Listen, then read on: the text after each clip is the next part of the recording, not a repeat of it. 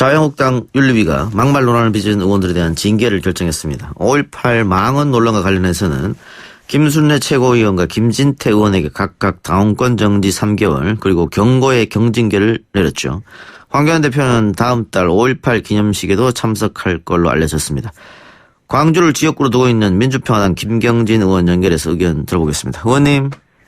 예, 안녕하십니까. 예, 김경진 의원입니다. 예. 자, 당 차원의 징계입니다만 5.18 망언 당사자 두 사람의 징계 결과 어떻게 보십니까? 글쎄 하나만한 징계를 한 것이 아닌가. 결국은 자유한국당 자체가 큰 틀의 어떤 주의적 사고가 반헌법적인 사고를 당 안에 품고 있는 그런 정당이 아닌가라는 생각이 들 정도인데요. 이게 5.18과 관련해가지고는 김영삼 대통령 시절에 당시 이 신군부였던 전두환, 노태우 등 11명을 지금 내란 및 군사 반란죄로 재판에 기소를 했지 않습니까? 그래서 1심, 2심, 3심 대법원까지 거쳐서 전두환 등에 대해서는 이 내란죄 군사 반란죄가 인정이 돼서 법원에서 사형 판결이 났었던 그런 사건이거든요.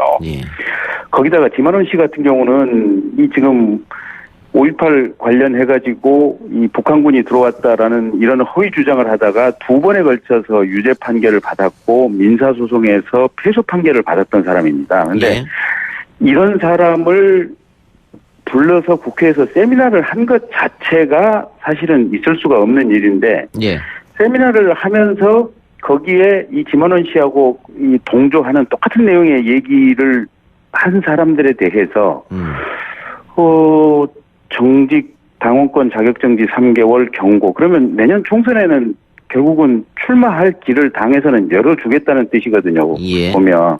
그럼 반헌법적인 사고와 행동을 가지고 있는 이런 사람들에 대해서 당이 함께하고 이걸 용인하겠다라는 이런 입장으로 보이는데 이게 과연 대한민국의 어떤 정당으로서 가능한 일인지 좀 심하게 얘기하면 자유한국당에 대해서는 이게 위헌정당 해산 심판을 해야 되는 것이 아닌가 그런 생각이 들 정도입니다. 이런 건 어떻게 생각하십니까? 그 막말 논란이 처음에 불붙고 그다음에 여론이 상당히 안 좋았지 않습니까? 그러니까 우리가 징계하겠다 이렇게 하고 시간 끌어서 여론이 조용해지기를 기다리는 건 아니냐 이런 주장도 있던데 어떻게 보세요? 그렇죠. 그러니까 최초에 지금 2월 8일 날 이 세미나 자리에서 이제 그런 어떤 망언들이 나왔고 그 직후에 지금 김병준 비대위원장이나 당시 이제 나경원 원내대표에게 이제 기자들이 물어보니까 이게 뭐 당의 공식 입장은 아니지만 그래도 역사에 대해서는 다양한 해석이 있을 수 있는 것이고 여기를 존중해야 되는 것이 아니냐 이런 식의 얘기를 했었거든요. 결국은 보면 본심은 이 사람들하고 결국은 어떻게 보면 생각의 궤를 같이 한다라고 하는 것을 부지불식간에 그때 당시에 이제 피력을 했었던 것이고요. 당시에 이미 제명을 하라라고 하는 그런 요청들이 언론계 또 전국 여기저기서 수없이 많은 목소리들이 들려오니까 이 최고위원 출마자니까 지금 선거 끝나고 나서 하겠다. 선거 끝나고 나서 엄중히 징계하겠다. 이렇게 해놓고 선거 끝나고 나서는 사실상 그냥 징계를 그냥 손방망이로 흐지부지 해버린 이런 상황 아니겠습니까? 게다가 이종명 의원 같은 경우는 지금 출당 조치를 취했다고 하는데 출당 조치가 효력을 발휘하기 위해서는 지금 의원총회에서 최종적인 추인이 있어야 되는데 그 추인 의원총회도 지금 안 열고 있거든요, 보면. 그래서 방금 이 작가님 말씀하신 대로 이 자유한국당 전체가 말로는 우리 당의 입장과는 다르고 이건 잘못된 것이다라고 겉으로 얘기하는 척 하면서 실질적으로 이 사람들에 대해서는 최대한 보호하고 생각의 기회를 같이 하는 듯한 그런 자세를 보이고 있는 그런 상황으로 보입니다. 근데 어쨌든 이번 징계는 당 차원에서 징계고요. 국회 윤리위는 어떻게 되는 겁니까? 국회 윤리위원회도 지금 이게 사실은 이제 윤리위원회 자체가 국회의원들로만 구성이 되어 있기 때문에 이제 너무 가볍게 처벌을 한다 그래서 국회의원을 징계하기 위해서는 민간인으로 구성된 국회 윤리심사 이 민간인 자문위원회의 의견을 거쳐서 이제 윤리위원회 의결을 하도록 이렇게 법이 박혀 있거든요. 그러면 이제 이 민간인으로 구성된 윤리심사 자문위원회에서 심의를 해야 되는데 문제는 자유한국당에서 추천한 의원 3분이 아예 이 지금 윤리심사 자문위원회 출석을 3번 연속으로 지금 안 하고 있는 이런 상황입니다.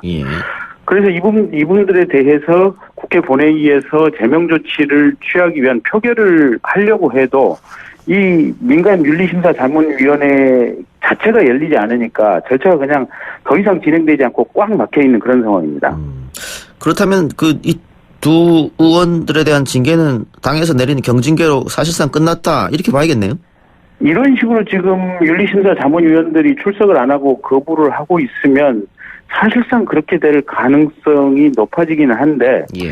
이제 이 위원들이 지금 홍성걸 위원, 그다음에 차동원 위원, 조상규 위원 이런 분들이거든요. 그래서 우리 언론이나 여론에서 출석해라. 그리고 이 부분에 대해서 좀 명확히 좀 입장을 밝혀서 심사해서 윤리특위에 넘겨라라고 언론을 통해서 좀 여론으로 압박해야 될 필요성이 있는 것 같습니다. 예.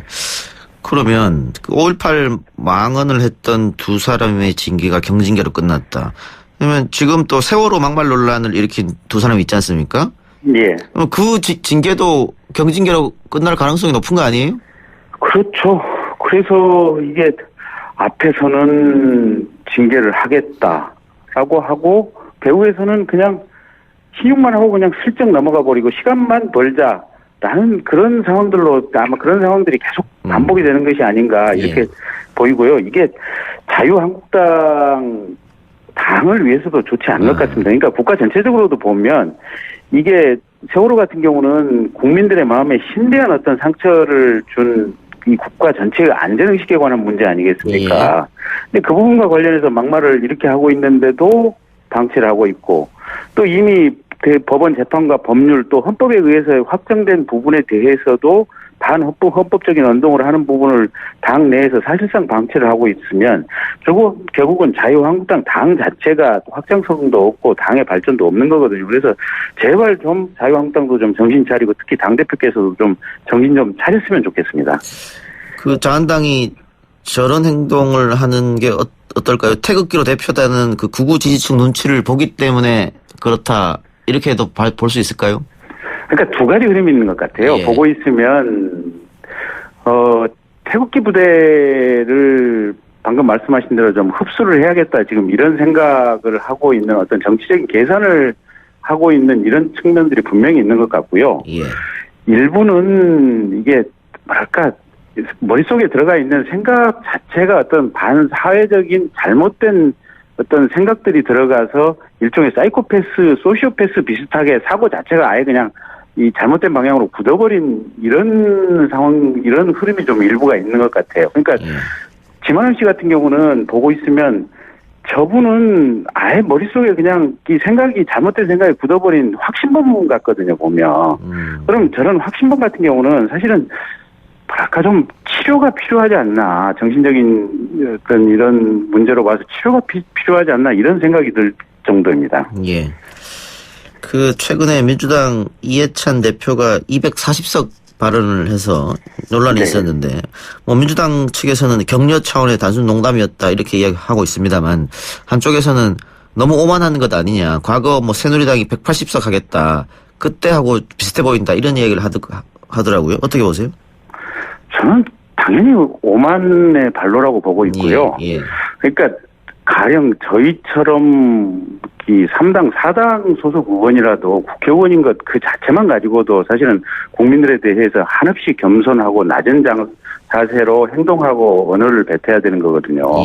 그런데 이 권력을 잡고 있는 집권 여당의 당대표가 240석 하겠다 이런 얘기를 들으면 아무리 정치를 잘하고 국민들의 민생 복리를 잘 해준 경우라고 할지라도 듣는 사람들 입장에서는 마음이 거북하고 불편할 수밖에 없는 상황입니다. 그런데 대체로 지금 길거리 경제라든지 이 바닥 시장 경제가 굉장히 좋지 않고 국민들도 그렇게 편치 않는다고 느끼고 있는 이런 상황 속에서 그런 말씀을 하시는 것은 누가 봐도 이건 오만의 극치다라고 느낄 수밖에 없는 거죠. 예.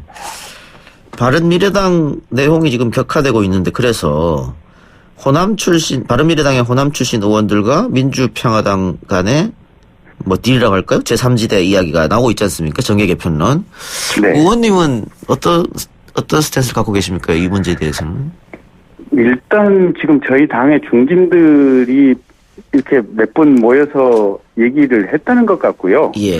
네, 제 생각에는 내년이 선거고 내년이 선거면 지금까지 각각의 정치적인 입장과 또 의정 활동을 했던 부분을 기반으로 해서 그냥 담백하게 내년에 이 상태 그대로 국민들로부터 심판을 받고 표로 선택을 받는 것이 이게 맞는 것이지 또다시 과거 국민의당 유사하게 이런 상황의 어떤 정당을 복원하겠다고 하는 것 자체도 조금 불편하게 느껴집니다. 예. 안철수 조기득파는 어떻게 생각하세요? 글쎄요, 그게 안철수 전 대표 스스로 결정하실 문제지만 제가 이제 그분을 지난번 대통령 선거 과정에서 이제 핵심 참모로서 지근거리에서 모셔본 바에 의하면 어쨌든 정치적 의사결정, 특히 중대한 정치적 의사결정을 하시기 위해서는 앞으로도 좀 많은 어떤 수양과 또 여러 가지 또 좀 수련이 좀 필요한 상태에서 다시 돌아오시는 게 낫지 않나. 지금처럼 한 1년 몇 개월 만에 돌아오시는 것은 그 어떤 연마와 성찰의 시간이 많이 부족한 것이 아닌가 그런 느낌을 가지고 있습니다. 옆에 계셨을 때 좀 충원도 하고 조언도 하지 그러셨어요. 그런 점은 제 불찰이고요. 제가 많이 부족했던 것 같습니다. 예. 하나만 더 여쭙죠. 그 자유한국당이 지금 박근혜 전 대통령 석방을 주장하고 있습니다. 형 집행정지도 신청한 것 같은데. 근데 법적으로는 불가능한 거 아니겠습니까? 예. 그런데 법률가인 자유한국당 황교안 대표가 그런 주장을 해서 조금 이상하다. 뭐 역시 정치적인 목적을 가지고 이야기하지 않느냐 그런 생각이 좀 들어요.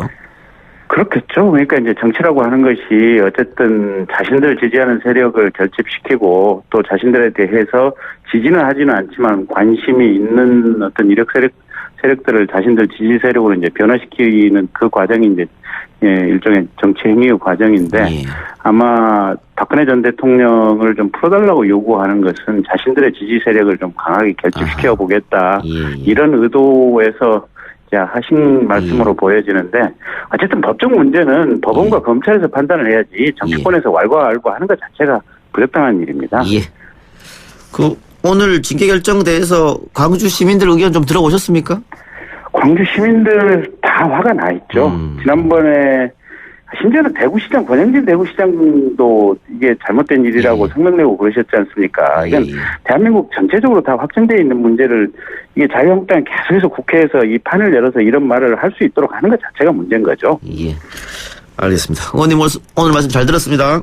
예, 고맙습니다. 예, 지금까지 민주평화당 김경진 의원이었습니다.